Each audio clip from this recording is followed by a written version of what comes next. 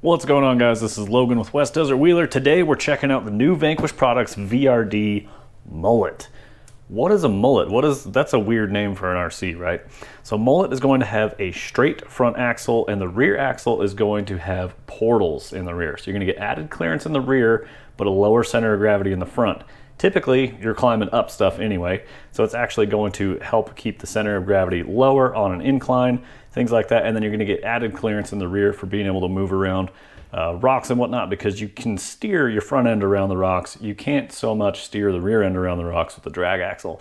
The other funny part about this, I usually don't even show the boxes. With a mullet, you got business up front, you got party in the rear, which I think is very funny on this packaging. Also, something I just noticed, the stance guy here has a mullet as well. So Vanquish Products, little stance guy, pretty funny, kind of become a staple along their product line, but this dude's got a mullet.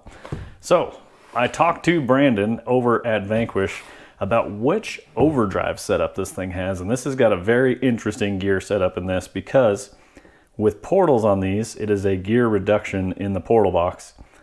And when you add the gear reduction in the rear, it's going to give you crazy amounts of overdrive in the front. So to combat that, they actually overdrive the rear and underdrive the front to help get the overdrive back in balance where it needs to be. So let's crack this thing open, see what's inside. I have not even opened this yet. I'm curious to see this body that's included in here as well.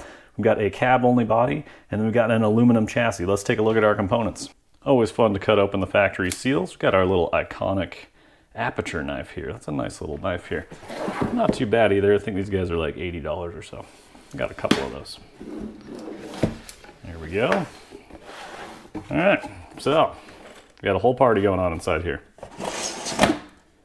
This is definitely a departure on the front end here from the regular stance body. So it's not just cab only. We got a nice little hood cowl going on, and then traditional pickup truck. And then on the embossing on the backside, we actually got the Vanquish V here. It looks like we got some cut lines to get it up and over the chassis rails. This could be an interesting body. We could have some fun with that guy for sure. Okay, we got everything in this bag. And then we got our axles separate, which is interesting. So here's our straight front axle with the steering components and stuff. Got servo and axle mount. Those are sweet. And we got our portal rear axle. It's got the little anodized aluminum fill cap that's going to go in here. A specialized tool to insert that in there. Yeah, F10 portal. These guys are extremely robust. These guys are extremely robust, especially servo and axle. I'm a big fan of that combo. So let's see what else we got in this box. Some kind of filler. Got our manual here, more fun graphics. And we've got individually packaged aluminum rails. Okay, it's time to get all these things unbagged, and we're going to talk about what makes this kit special over others. All right, I'm not going to drag you guys through my entire build. I do want to do a parts overview before I put it together. We're going to take a look at it once it's a slider and ready to get going beyond that point. Let's talk about some of the cool features involved in this kit.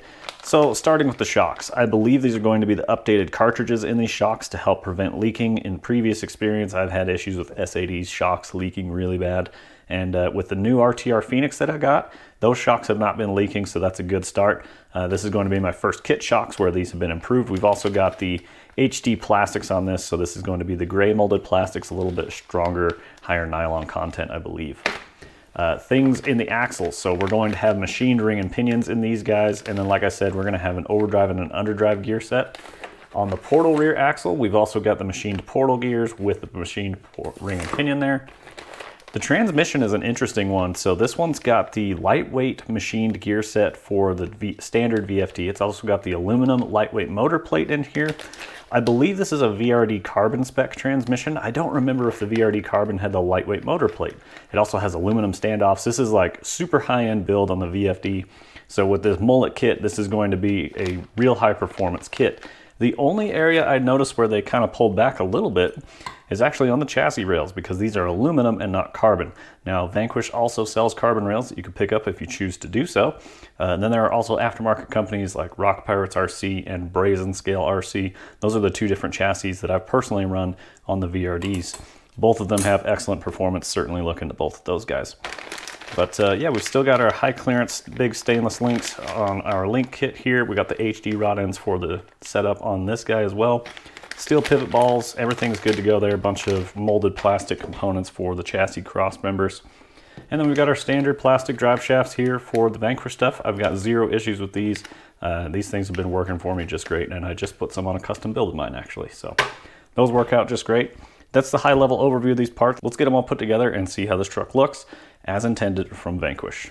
All right guys, one detail I felt I needed to highlight here is putting the rear differential carrier, the third member, into the housing.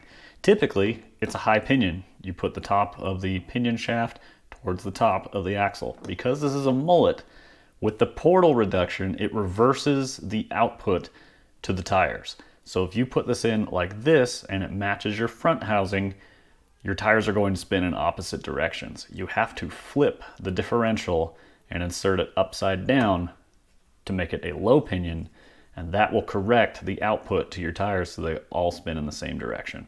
So that was something I wanted to highlight there. So we're gonna put a low pinion in the rear. Fortunately, it is low pinion, which does hurt clearance, but it's a portal, so it's already lifted that whole thing higher than it would have been if it was a straight axle anyway.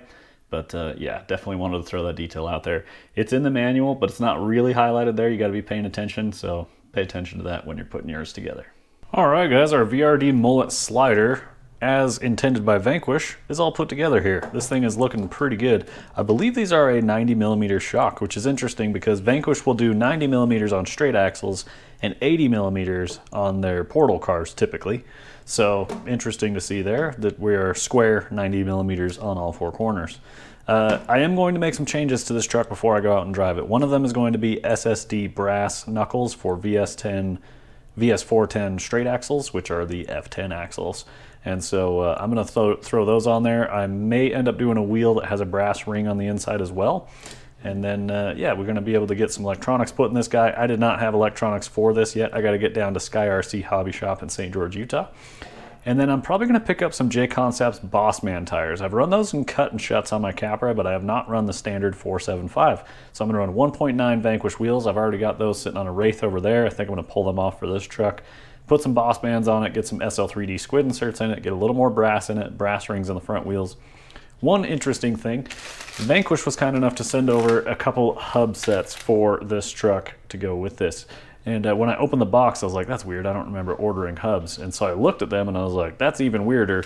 These are different hubs. And that is because the rear axle is actually wider than the front axle by a small amount. So we're going to run a narrower hub in the rear and a wider hub in the front so that it makes it more of a true square track width here. I think we're going to end up a touch wider in the front, which is typically, it's just fine to do that in the front. And that's, if you're going to choose one to be narrow, you want your rear to be just a little bit narrow instead of the front being narrow. That might make things a little bit odd. But gotta get the body cut up, painted up, and then we're gonna get the brass parts into this, get all the electronics in it. We'll go out and do a running video. I will show you guys the truck once it's fully put together, and then we will do a separate running video. So I hope you enjoyed the content, and thanks for tuning along this far. Well, all right guys, here is our kit fully assembled. We've got wheels, tires, and electronics completely installed. This guy is ready to go hit the trail, which is actually what I'm going to do right now. I just remembered I needed to close out this video. So just did a real simple paint job on this guy, just pure silver. So a few details I found kind of interesting on this is that there's a raised edge around every window on the driver's windshield, the rear window, and then the side windows. All the decals fit inside of that ridge, which is a nice touch, except for the front driver's windshield. So with that style of decal where it has to try and wrap up and around the raised edge around that windshield, you're gonna see a little more bubbling and stuff like that. So that's a little bit annoying, but I like that these windows actually sit inside of where they're supposed to go. The other interesting thing on this truck is that the body is just a touch too wide for these sliders. So it ends up a little bit squeezed into the slider, which tries to bow the backside of the cab, which they provide the third body mount back here that goes on that cross brace that we installed.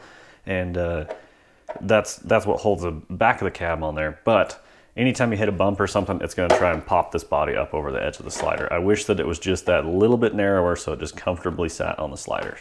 That's just my one little nitpick there. The sticker kit that's included is pretty cool. I went pretty minimal. They have stickers for the roof, both hood panels, and the doors. I just like a nice clean look like this on the truck. And then we did get those J-Concepts Bossman tires. I stopped over to Sky RC in St. George, Utah, picked those up. These are full of SL3D RC squid inserts.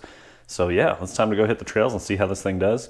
I don't see any evidence of oil coming out of my shocks yet, which is a good start. So I tried to keep this build as minimal as possible, so we ended up going with a 540 revolver. It's an 1800 kV, it's their 540M size. This will fit in the stubby kit VFD, although it also fits in the standard VFD as well. I've got a secure ESC. This guy is available from overseas. They're really inexpensive, and they are a non-censored revolver ESC essentially. And then they are also silent, they don't make any noise. We've got a FlySky GT5 receiver mounted to the top of our Reefs 777 direct power servo. So just small, simple, just very effective electronics package there. Everything's towards the front, nothing's running around all like that. Just get the zip ties out, bundle everything up as best you can without looking ridiculous. And then we've got the direct power lead soldered into our power plug so that can direct power our servo. I'm just gonna run a battery here on the slider tray. That's gonna be a 1400 milliamp 3S Gens Ace. I have a bunch of those, so that's what I run on my trucks. I expect about an hour to an hour and a half off of one of those.